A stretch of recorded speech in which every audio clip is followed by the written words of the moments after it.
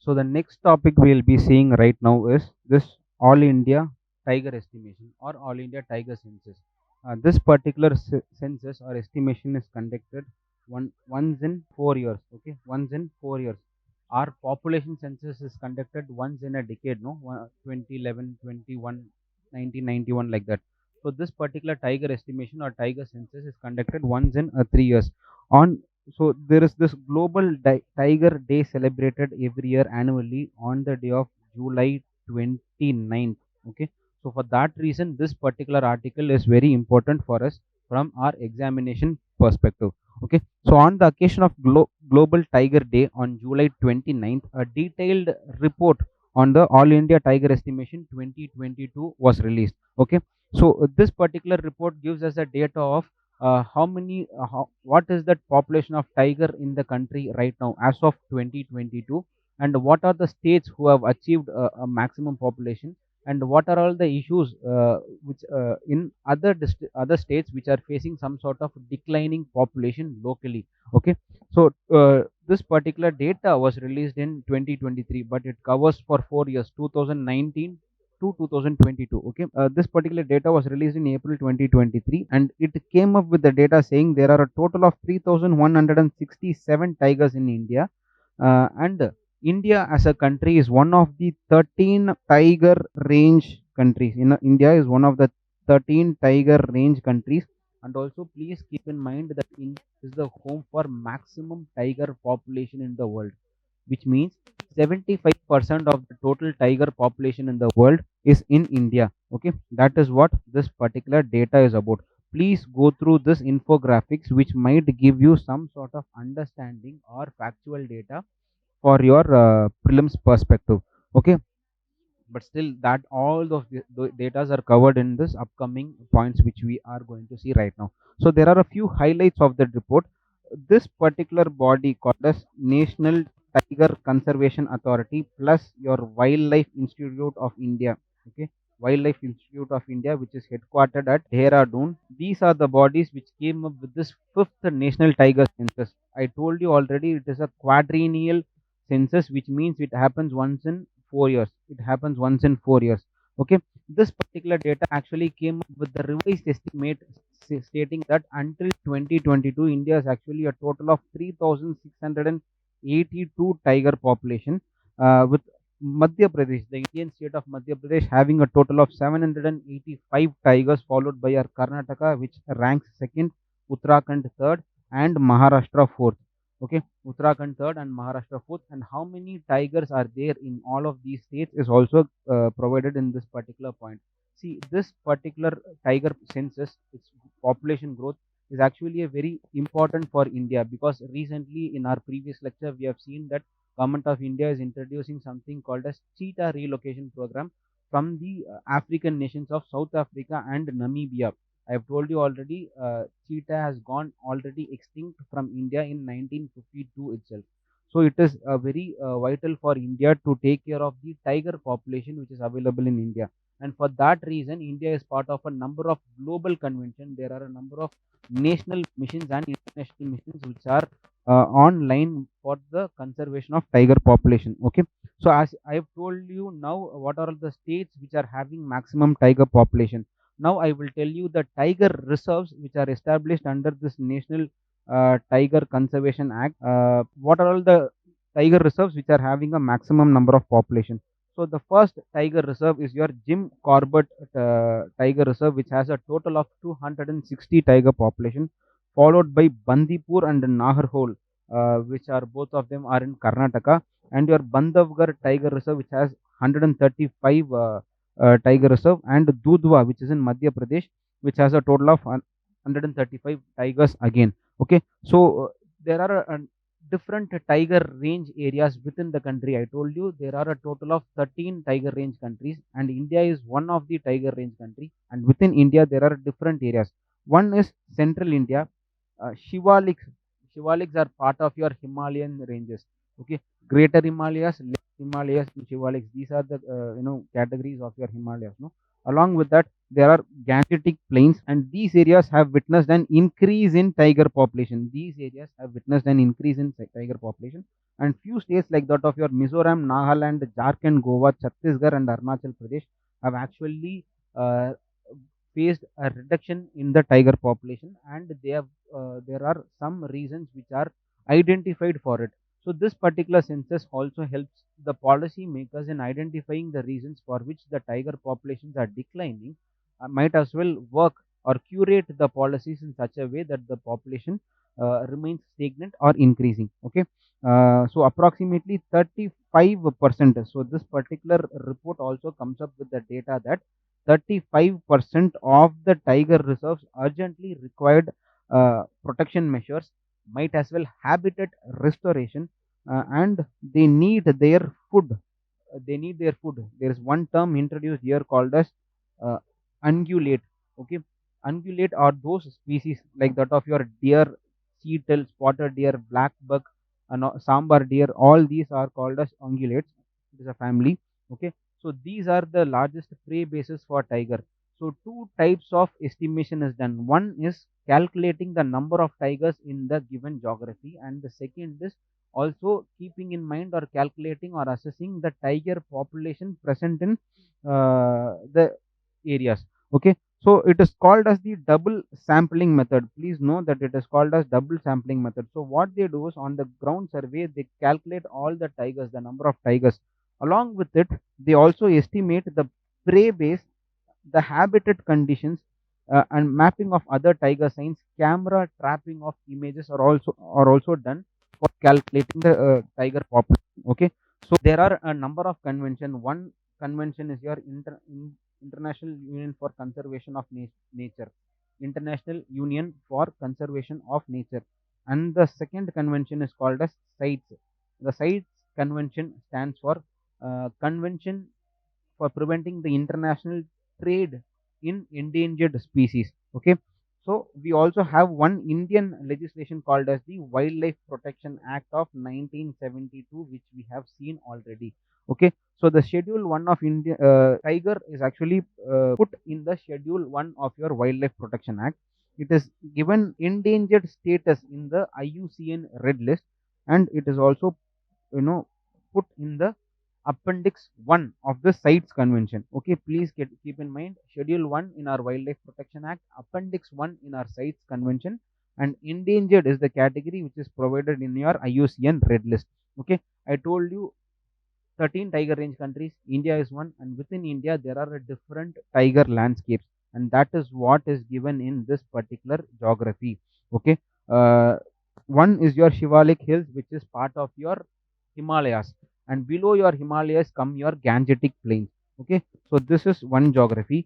And central India, where your Bandhavgarh Tiger Reserve, Panha Tiger Reserve, Kanha National Park, all of these are there in your Madhya Pradesh area, in and around. Okay, that is one landscape. Eastern Ghats and Western Ghats in your peninsular India.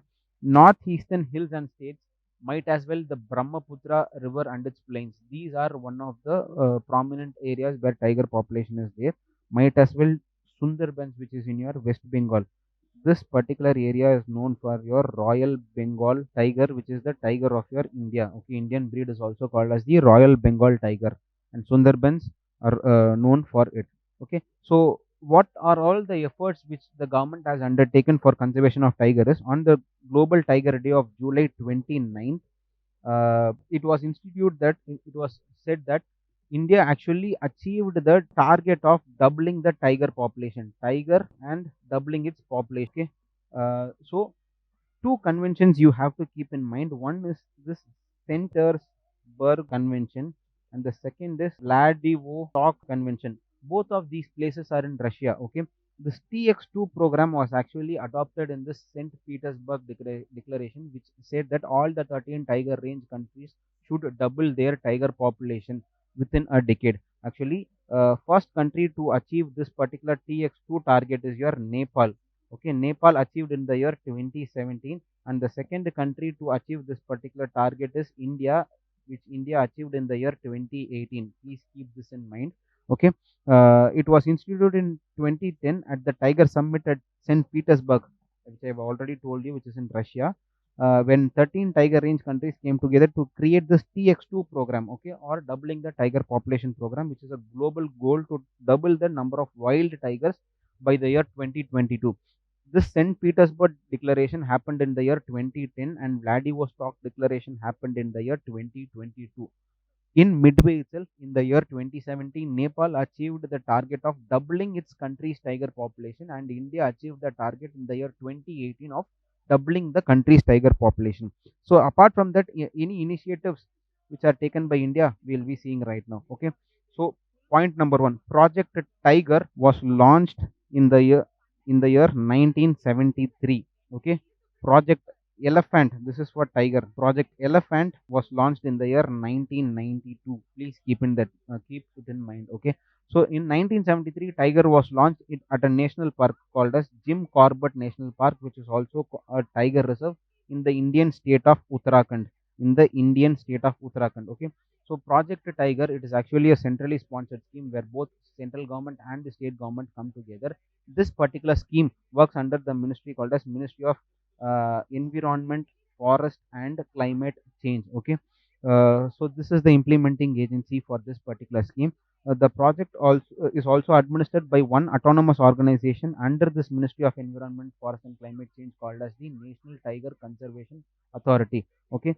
So National Tiger Conservation Act was established in the year 2003, under which the National Tiger Conservation Authority as a body was created for the purpose of tiger conservation in the year 2005. Okay.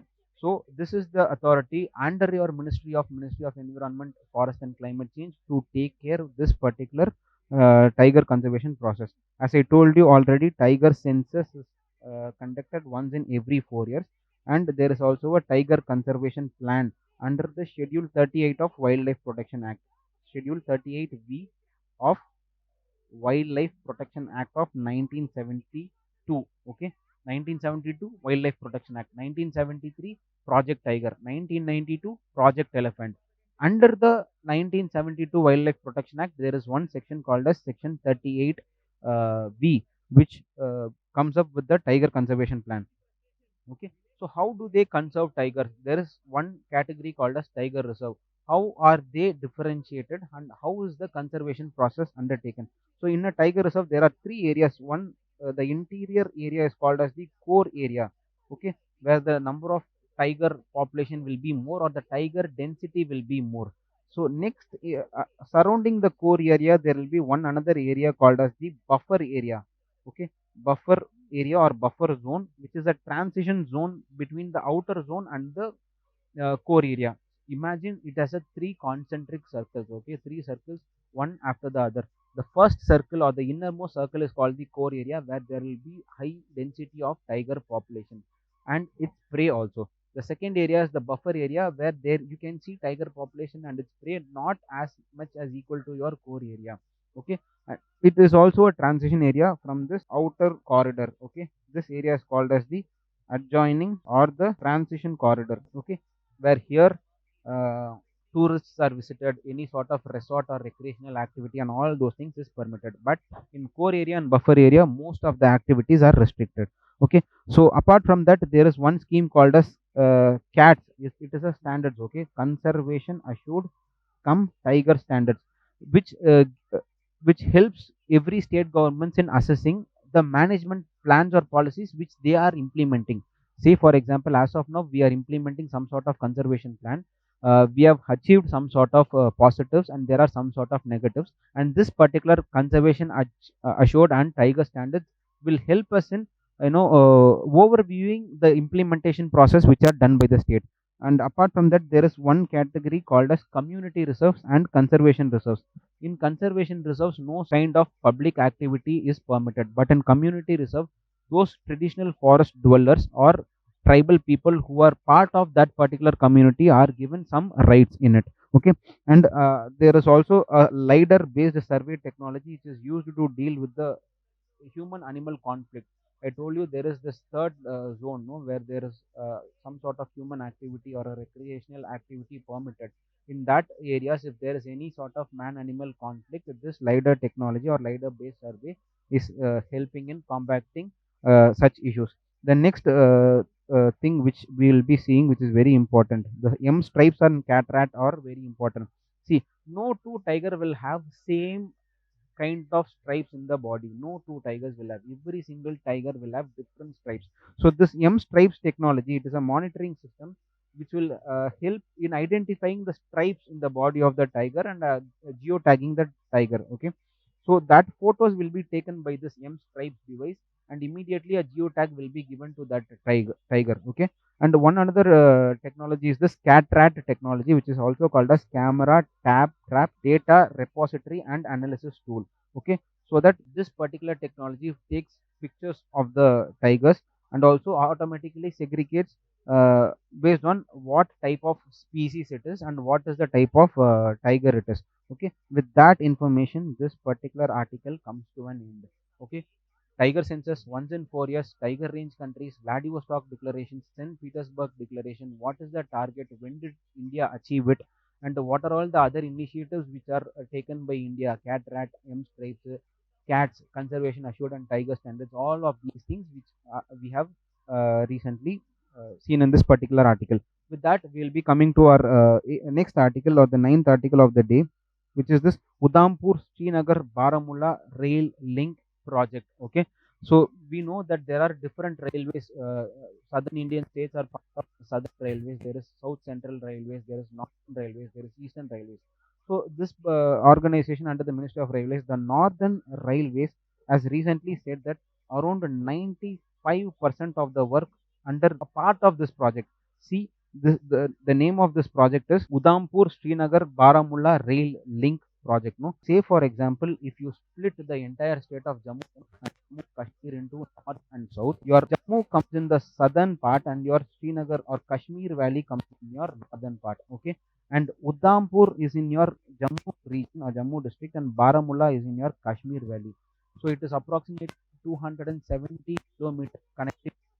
Okay, so as of now, Northern Railways have stated in the past that this 95% of connectivity between Banihal and Katra. So 95% of this particular span is complete. Okay, that is what is was in news. Please get to know that Udhampur, where is Udhampur and where is Baramulla. Baramulla is in Kashmir Valley and Udhampur is in your Jammu region of your newly formed union territory, Jammu and Kashmir. Okay, so this project, it is a multimodal connectivity.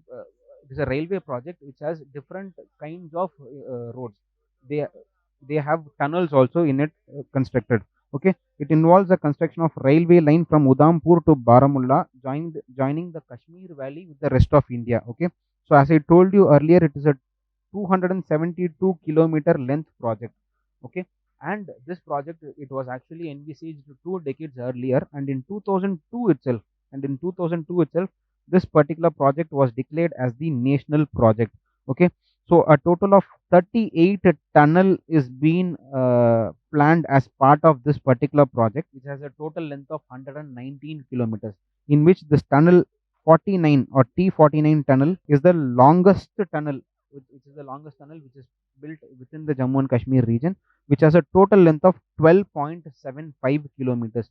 Okay, so a total of 927, apart from all these 38 tunnels, 927 bridges are also constructed as a part of this project. Okay, and there is one famous bridge also which is part of this project, which is called as Anji Card. Okay, the name of the bridge is Anji Card, which is bridge, which is an hanging bridge. Okay, so Anji Card. So we'll be seeing some data in particular about this Anji Card. Okay, it is an under construction railway bridge located at the Riasi district of Jammu and Kashmir. The name of the district is Riasi. Okay, it will be a first cable stayed hanging bridge which is constructed especially for the Indian Railways. Okay, so a few features and the dimensions of this particular bridge. The speed in which train can run in this bridge is also given, and also it can withstand, this particular bridge can also withstand a wind speed of up to 213 kilometer per hour. Okay, so the span of this bridge will be to a length of 290 meters, and train at a speed of 100 kilometer per hour can go in this particular bridge. So please go through the information about this Anji Khat bridge, which is given in this particular box. Okay, with that, our previous article come to an end, and we'll come to our 10th article for this day, which is called as the Ulas mobile application. So recently, the Union Ministry of Education has come up with a new mobile app called as the Ulas app.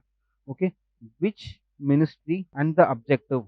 So these are the 2 points which should be the focus for this particular article. Name of the article: Ulas Nav Bharat Saksharta Karyakram. Okay, Ulas Nav Bharat Saksharta Karyakram is the name of the app. Which ministry? Ministry of Education. For what? Because third year of launching this National Education Policy 2020. So on the occasion of third year of launching National Education Policy 2020, Ministry of Education has come up with this new app. So the aim of this app is to foster literacy across India and to create a learning ecosystem that will reach every individual so that gaps between basic literacy and life skills are bridged.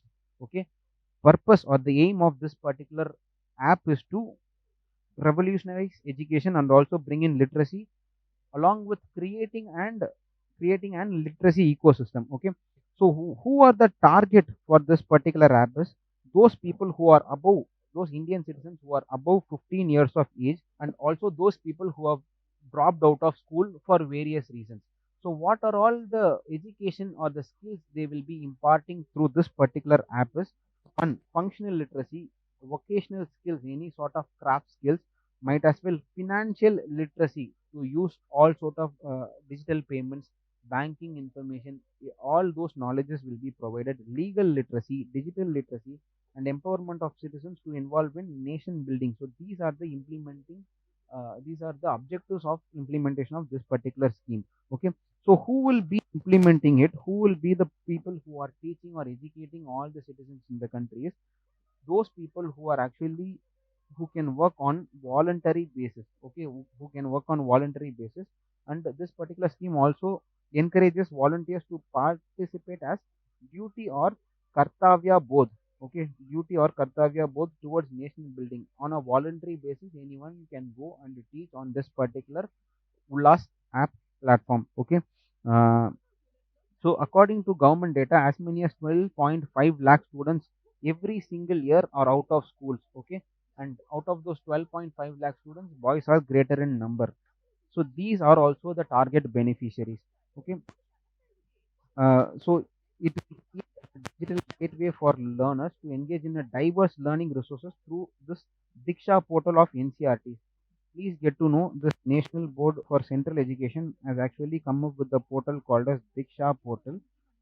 So this particular Ulas mobile app will also bridge the gateway towards this learners and this Diksha portal. Okay, so education of learners and the volunteers also can be done through this particular app. With this information, we are moving on to the next article of the day, which is this Cinematograph Amendment Bill 2023.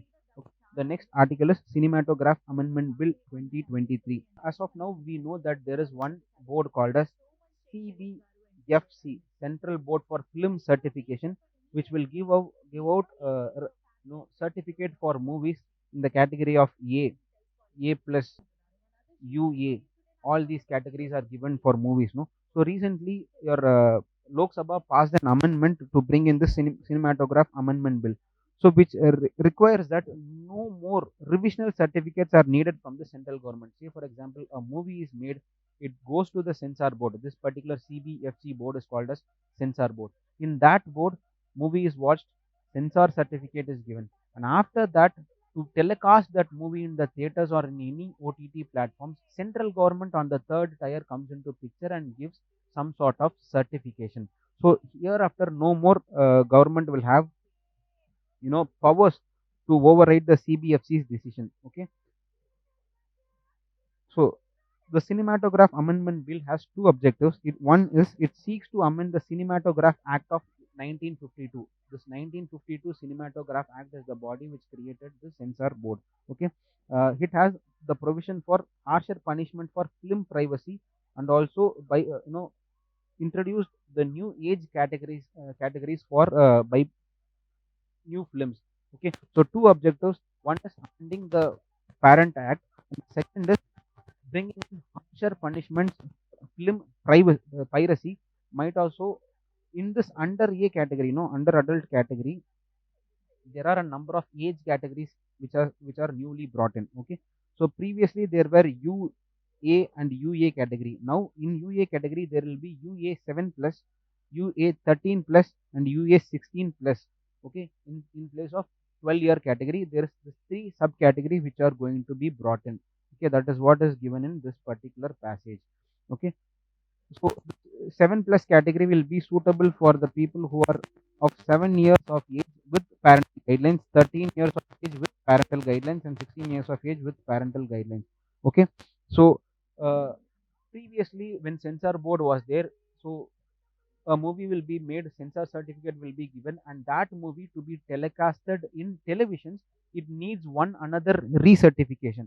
Okay, so recertification, it also seeks to bring in uniformity in the categorization. This particular amendment seeks to bring in uniformity in this certification. Recertification for TV and all those things for adult is now prohibited. Okay, so as a result, broadcast those TV broadcasters who voluntarily make cuts to the films, and they will be telecasting the films. That was what happening previously. TV channels, they will trim the portions of the movie. They will again take a certification from the censor board, and after taking or reducing the category from A to UA, they will telecast the movie. All those things are done away with. Might as well a stricter provisions are now brought in for any sort of piracy. Okay, either imprisonment of 3 years or up to a penalty of 10 lakh. So the new punishment is 3 years imprisonment or penalty of 10 lakh rupees are now brought in. Okay, once this particular bill is released and once it becomes an act, piracy will be considered as an offense legally and will also include even transmitting pirated content. Okay, if at all there is a pirated content and if you share it with your friends, even that will become punishable after the implementation of this act. So now what we'll do is we'll see some basic information about this Cinematograph Act of 1952. Okay, so this was an act which was enacted by the Indian Parliament, which has the purpose of certifying the newly made movies suiting to the then Indian society standards. Okay, so in 1952, Indian society standards will be different, and in 2002 or 2022 standards will be different. No, so suiting the standards, certification for the movies will be made. Okay, so this particular cinematograph of 1952 also created one body which we famously called as the censor board. The name of the organization is Central Board of Film Certification. This particular body was created, and the objective or the purpose of this particular body is to scrutinize the film in its entirety and give out certification based on the standards of Indian society, this Indian society at that particular year. Okay, okay. This act also authorizes the police to conduct any sort of search and seizure if there is any piracy done, if there are any fake CDs which are printed. This particular Cinematograph Act of 1952 empowers the police people to conduct search and seizure operations also. With that information, this particular article comes to an end, and we'll be moving on to the last article of July 2023 current affairs. So the 12th article for the day which we will be seeing is there was one committee which was set up for subcategorization of OBCs. We all know that there are one category in our reservation which is this OBC category. So under one retired Chief Justice of Delhi, Justice of Delhi High Court, Justice G. Rohini, this particular OBC committee was set up in the year 2017. Okay, 2017, this particular committee was set up, and recently in the year 2023 July month, this particular committee has submitted its report to the President of India. Okay, so so many postponement of submission of report after 6 years of its establishment, this committee from 2017 recently in July 2023 has submitted its reports to its president. Okay, so OBC, some information about OBC is given here, so we will go through it. So OBCs are those group within the society who are socially and educationally disadvantaged communities in the country. Okay, so first time this concept of OPC was actually brought in during those socio-religious reform movements which happened in our country before our independence. Okay, and after our independence, one famous commission called as the Mandal Commission. Okay, so the Mandal Commission came up with a report, and during PV Narasimha government, it was implemented that 27% reservation has to be given for OBC categories in education and in employment. In education and in employment. Okay, so Mandal Commission is very famous in this particular OBC topic. Okay, why was there a need for establishing this particular Justice Rohini Commission, and why was there a need for subcategorization? Okay, so there were many studies which were giving us information that out of the total 2600 plus OBC caste, only 25% of the caste are occupying almost 97% of the employment opportunities which are available in the country. Okay, so there are actually 2600 entities or caste which are enrolled in this OBC category, and there is a need for identifying the actual beneficiary for whom it is needed. Okay, so this particular subcategorization will actually enable equitable distribution of those welfare schemes, so it will be in a fair manner. Second is, there is some sort of inequalities created, which there is a concern that people are saying only a few castes within the OBC category are are becoming the beneficiaries of all the government sanctioned benefits. Okay, or if this particular subcategorization which will also enhance representation of the OBC communities in various sectors, be it education, be it legislature, be it employment. Might also, this will be on the lines of Supreme Court verdict, where the court emphasized that there was a need for re-examining the subcategorization. Okay, so as of now, it will enable an equitable distribution of all those schemes which are implemented by the government, state or center. Might also, it will enhance the representation of the desired OBC communities, and this particular subcategorization is needed because it is in line with the Supreme Court verdict. Okay, uh, so please go through the infographics which are given in this particular passage. It will give you some sort of data. So there are a few articles which are part of our fundamental rights. Please go through this article 15 clause 5, article 16 clause 4, and article 14b, which are discussing this socially and economically backward classes, which are categorized as OBCs. And this article 340 also empowers the president of India to appoint a commission. And under this article 340 only, Justice Rohini Commission was appointed. And article 338b has actually given constitutional status for the National Commission for backward classes. For your information, there was this 102nd Constitutional Amendment Act which was brought in the Indian Parliament, and this particular Amendment Act has actually given constitutional status to this National Commission for backward classes. Please go through the data given in this book. And this is the Justice Rohini, under whom commission was set up by the president. Okay, because Article 370 of the Constitution empowers president to set up a commission. Okay, so few background data about this Rohini Commission. It was first set up in the year 2017, October 2, on the basis of presidential order under Article 370. Okay, how many members are in the commission? There are a total of 4 members in the commission. So it is a 4 member body which is headed by this Delhi High Court Judge Justice Rohini, which I already told you. So what is the purpose or mandate of this particular commission? To look into the issues which are related to the subcategorization of OBCs. Okay, so the terms of reference is: one, there are inequitable distribution of OBCs, subcaste within the OBC category. Might as well come up with a scientific approach and parameters for all those subcategorization. Identify and classify the respective class and communities of people who actually deserve to be given reservation, and identify those category which are now become socially and educationally forward and no more remain in this backward category. Okay, and study all the entries which are there in the central list of OBCs.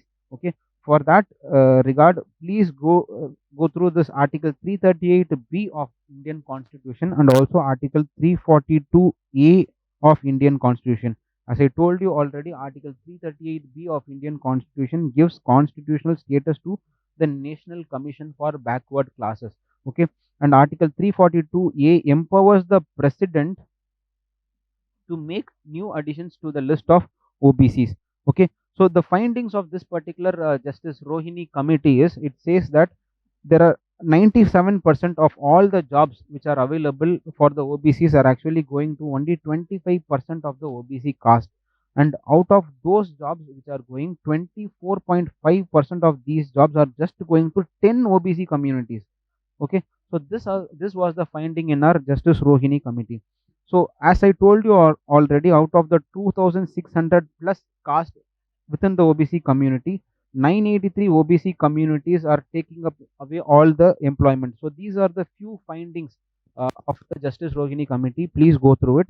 And as I told you already, there are, it was this, based on this Mandal Commission report, PV Narasimha Rao government gave 27% reservation for the OBC communities, and there are already a few states, totally 9 in number, who have already given subcategorization within the OBC. Say for example, they have created a category called as MBC, most backward classes within the OBC category. One another category called as BCM, BC Muslims within the fold of the OBC category. So the states are Andhra Pradesh, Telangana, Puducherry, Karnataka, Haryana, Jharkhand, West Bengal, Bihar, Maharashtra, and Tamil Nadu. These 9 states have already created subcategorization within the OBC fold. And these data I have already mentioned you, first established in the year 2017, Justice Rohini Committee, under the Article 340, which empowers the President to create a commission. This point we have already seen. Okay, so prior to constituting Rohini committee, NCBC was given constitutional status in your 102nd Constitutional Amendment Act of 2018. This also we have seen. So with that, our July month 2023 current affairs comes to an end. So please go through the current affairs lectures for the month of June and July 2023 in your YouTube channel. Thank you.